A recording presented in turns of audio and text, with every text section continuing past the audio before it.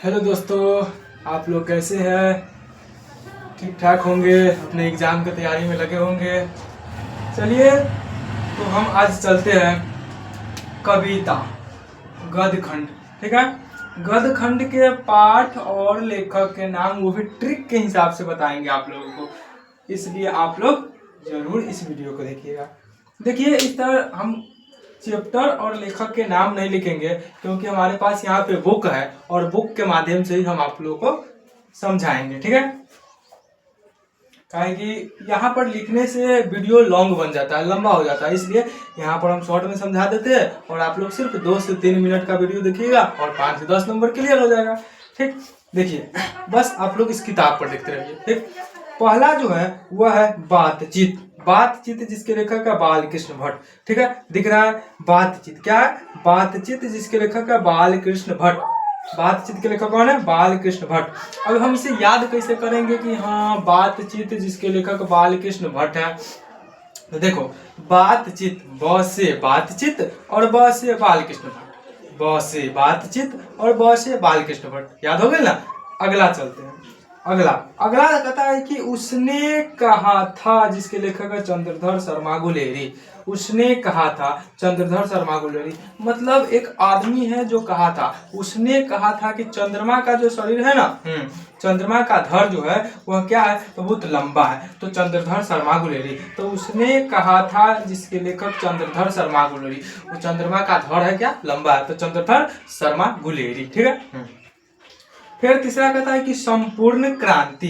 देखिए, संपूर्ण क्रांति, संपूर्ण क्रांति जिसके लेखक है कौन? तो संपूर्ण क्रांति के लेखक है जयप्रकाश नारायण। अब इसे याद कैसे करेंगे? तो संपूर्ण क्रांति मतलब इस संपूर्ण विश्व में जो क्रांति होता है उसका नेतृत्व अगर एक तरह से देखा जाए तो नारायण ही करते हैं। ठीक है, तो संपूर्ण क्रांति जिसके लेखक है जयप्रकाश नारायण। ठीक, अगला कहता है, तो अगला कहता है अर्धनारीश्वर। देखिए, अर्धनारीश्वर, अर्ध जोड़ ईश्वर मतलब देखो अर्धनारीश्वर में ना ईश्वर आता है। ठीक है, लास्ट में देखो अर्धनारीश्वर, तो अर्धनारीश्वर में ईश्वर आता है। तो ईश्वर असल में है कौन?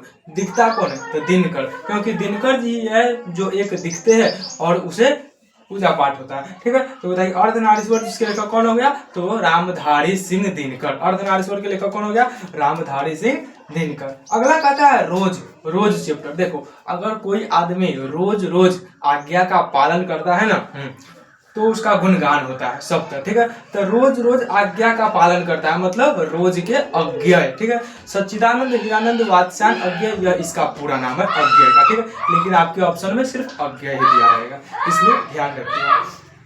तो रोज के लेखक अज्ञेय हो गया। फिर कहता है कि एक लेख एक पत्र। एक लेख एक पत्र मतलब भगत सिंह ने अपने दोस्त सुखदेव को क्या लिखा था? एगो पत्र लिखा था। भगत सिंह ने अपने दोस्त सुखदेव को एक पत्र लिखा था। उसी चैप्टर का नाम है एक लेख एक पत्र। लेखक कौन है? भगत सिंह। ठीक, अगला जो चैप्टर कहता है, अगला कहता है कि ओ सदा नीरा जिसके लेखक है जगदीश चंद्र माथुर। ओ सदा नीरा के लेखक कौन है? तो ओ सदा नीरा जिसके लेखक है जगदीश चंद्र माथुर। मतलब देखो, ओ सदा नीरा, लास्ट में नीरा आता है, तो जो आकार है उसे हटा दीजिए और नीर पढ़िए। नीर, और नीर मतलब होता है जल, और जल जो होता है ना वह जग में रहता है। किस में रहता है? जग में। ठीक, तो नीर और जग में रहता है, तो नीर जगदीश चंद्र माथुर। इसमें लास्ट में नीर आता है और उसमें माथुर आता है, तो होता है कि ओ सदा नीरा जिसके लेखक कौन है? तो जगदीश चंद्र माथुर है। ठीक है, अगला कहता है सिपाही की माँ। सिपाही की माँ, सिपाही की माँ जिसके लेखक है मोहन राकेश। कौन है? मोहन राकेश। तो सिपाही की माँ, देखो सिपाही की माँ जिसके लेखक है मोहन राकेश, तो सिपाही की माँ। ठीक है, मतलब वो माँ को दो बेटा था, एगो था मोहन, दूसरा राकेश। तो सिपाही की माँ के लेखक कौन हो गया? तो मोहन राकेश। दो बेटा, सिपाही की माँ के क्या बेटा? दो बेटा, एगो मोहन एगो राकेश। हो गया नहीं याद? अगला, तो अगला है प्रगीत और समाज। प्रगीत, प्रगीत और समाज। देखो, जब अच्छा कोई गीत गाता है ना तो उसका नाम चलता है समाज में। तो प्रगीत और समाज, जब अच्छा गीत गाता है तो नाम चलता है, अर्थात नामवर सिंह। तो प्रगीत और समाज के लेखक कौन हो जाएगा? नामवर सिंह। प्रगीत और समाज के लेखक कौन हो जाएगा? नामवर सिंह। अगला कहता है कि जूठन।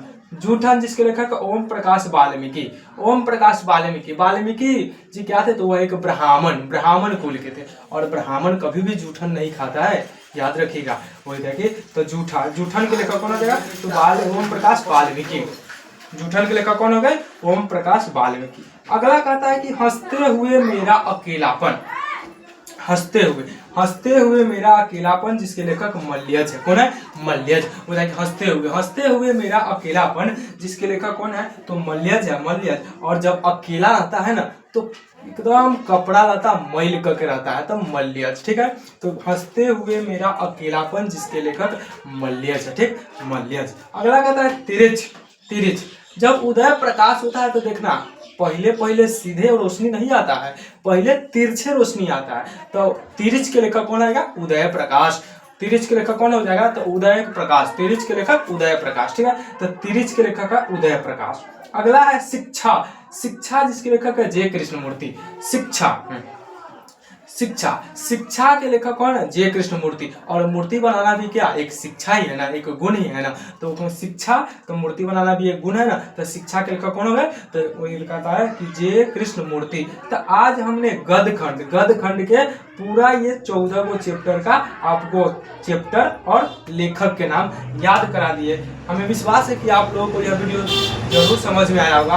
अगले क्लास में हम लेकर आएंगे काव्य खंड के ट्रिक के हिसाब से याद कैसे करें। ठीक है, तब तक के लिए धन्यवाद। पढ़ते रहिए, अपने एग्जाम की तैयारी में लगते रहिए। धन्यवाद।